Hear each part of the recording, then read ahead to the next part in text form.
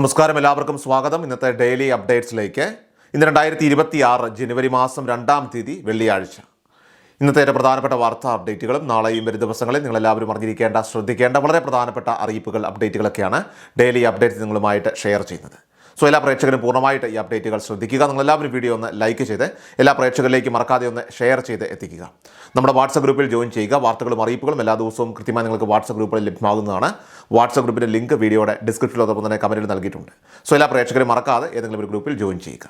ഏറ്റവും ആദ്യത്തെ പ്രധാനപ്പെട്ട വാർത്താ അപ്ഡേറ്റ്, സമഗ്ര വോട്ടർ പട്ടിക പരിഷ്കരണത്തിൻ്റെ ഭാഗമായിട്ട് വോട്ടർമാരുടെ പൗരത്വ രേഖകൾ പരിശോധിക്കുന്ന നടപടികൾ തെരഞ്ഞെടുപ്പ് കമ്മീഷൻ ആരംഭിച്ചിരിക്കുകയാണ്. 2002 വോട്ടർ പട്ടിക പ്രകാരം പൗരത്വം സ്ഥിരീകരിക്കാൻ കഴിയാത്ത വോട്ടർമാരുടെ രേഖകളാണ് BLOമാർ മുഖേന നിലവിൽ പരിശോധിക്കുന്നത്.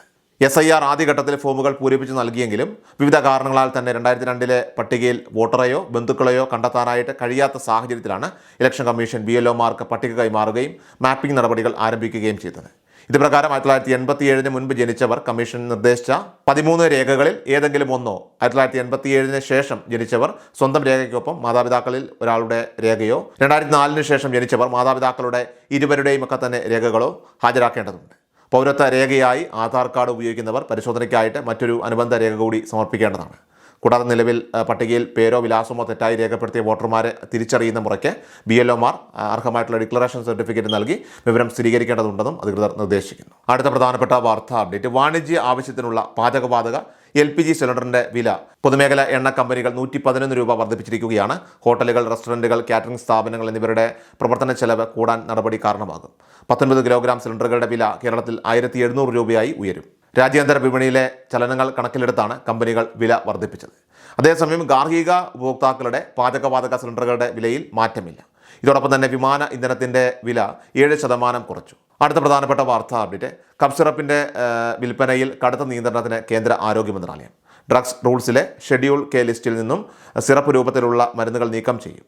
ഇതിനായിട്ട് കരട് വിജ്ഞാപനം പുറത്തിറക്കി. 30 ദിവസത്തിനകം അഭിപ്രായങ്ങൾ അറിയിക്കാം. നീക്കം ചെയ്താൽ ടാബ്ലറ്റുകൾ വിൽക്കും പോലെ എളുപ്പത്തിൽ സിറപ്പുകൾ വിൽക്കാനാകില്ല.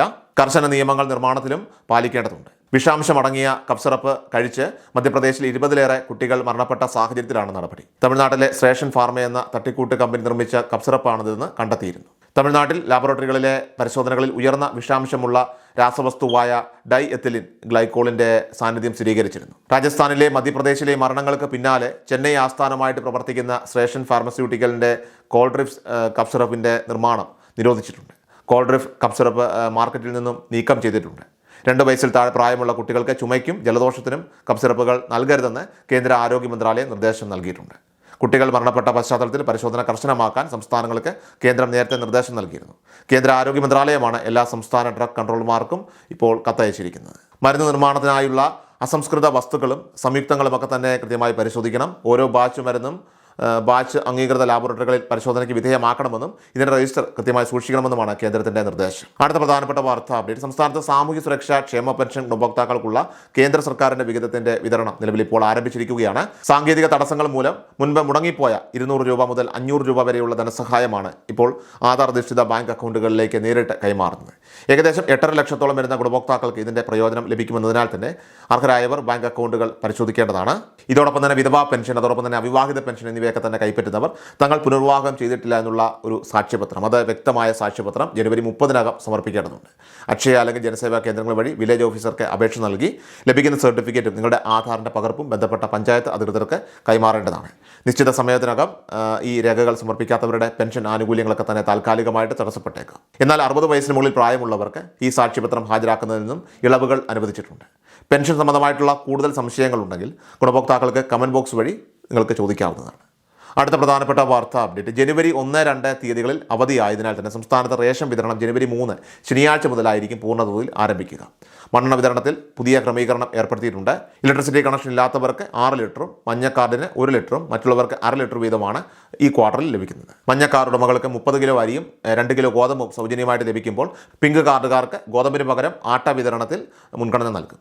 നീല വെള്ള കാർഡുകാർക്ക് ഈ മാസം അരി വീതത്തിൽ കുറവുണ്ടെങ്കിലും പകരം കുറഞ്ഞ നിരക്കിൽ ആട്ട ലഭ്യമാകും. ജനുവരി മാസത്തെ റേഷൻ വിതരണം സംബന്ധിച്ച് ഇന്ന് വളരെ വ്യക്തമായി തന്നെ നമ്മുടെ ചാനലിൽ വീഡിയോ അപ്ലോഡ് ചെയ്തിട്ടുണ്ട്. അത് കാണാത്തവരുണ്ടെങ്കിൽ തീർച്ചയായിട്ടും കാണുക. എല്ലാ പ്രേക്ഷകരിലേക്കും അത് ഷെയർ ചെയ്യുക. ഏറ്റവും അവസാനമായിട്ട് സംസ്ഥാനത്തെ സ്വർണ്ണവില പരിശോധിച്ചാൽ സംസ്ഥാനത്ത് ഇടിവിൽ നിന്ന് തലപൊക്കിയിരിക്കുകയാണ് സ്വർണ്ണവില. പുതുവർഷ ദിനാരംഭത്തിൽ ജനുവരി 1-ാം തീയതി തന്നെ കുതിപ്പുമായി എത്തി ഉപഭോക്താക്കളെ അമ്പരപ്പിച്ചിരിക്കുകയാണ് സ്വർണ്ണം. വ്യാഴാഴ്ച 2026 ജനുവരി 1-ാം തീയതി 22 സ്വർണ്ണത്തിന് ഗ്രാമിന് 15 രൂപ വർദ്ധിച്ച് 12,380 രൂപയിലും പവന് 120 രൂപ വർദ്ധിച്ച് 99,040 രൂപയിലുമാണ് വ്യാപാരം പുരോഗമിച്ചത്. സോ ഡെയിലി അപ്ഡേറ്റ്സ് പൂർണ്ണമാവുകയാണ്. എല്ലാവരിലേക്കും നിങ്ങൾ ഈ അപ്ഡേറ്റ്സ് ഇപ്പോൾ തന്നെ ഷെയർ ചെയ്യുക. നമ്മുടെ വാട്സ്ആപ്പ് ഗ്രൂപ്പിൽ ജോയിൻ ചെയ്യുക. വാർത്തകളും അറിയിപ്പുകളും എല്ലാ ദിവസവും കൃത്യമായി നിങ്ങൾക്ക് വാട്സ്ആപ്പ് ഗ്രൂപ്പിൽ ലഭ്യമാകും. വാട്സ്ആപ്പ് ഗ്രൂപ്പിൻ്റെ ലിങ്ക് വീഡിയോയുടെ ഡിസ്ക്രിപ്ഷനിൽ അതോടൊപ്പം തന്നെ കമൻറ്റിൽ നൽകിയിട്ടുണ്ട്. സോ എല്ലാ പ്രേക്ഷകരും മറക്കാതെ ഏതെങ്കിലും ഒരു ഗ്രൂപ്പിൽ ജോയിൻ ചെയ്യുക. വാർത്തകൾ എല്ലാവരിലേക്കും ഷെയർ ചെയ്യുക. വീഡിയോ ഡെയിലി അപ്ഡേറ്റ്സുമായിട്ട് നമുക്ക് നാളെ കാണാം. അതുവരേക്കും നന്ദി, നമസ്കാരം. കൃഷാൽ മീഡിയ എല്ലാ ദിവസവും വാർത്തകളും അറിയിപ്പുകളും ഡെയിലി അപ്ഡേറ്റ്സും ലഭിക്കാൻ ഇപ്പോൾ തന്നെ ചാനൽ സബ്സ്ക്രൈബ് ചെയ്യുക, ഫോളോ ചെയ്യുക. നിങ്ങളുടെ ലൈക്കും ഷെയർ നൽകി ഞങ്ങളെ സപ്പോർട്ട് ചെയ്യുക. നിങ്ങളുടെ അഭിപ്രായങ്ങൾ കമന്റ് ബോക്സിൽ രേഖപ്പെടുത്തുക.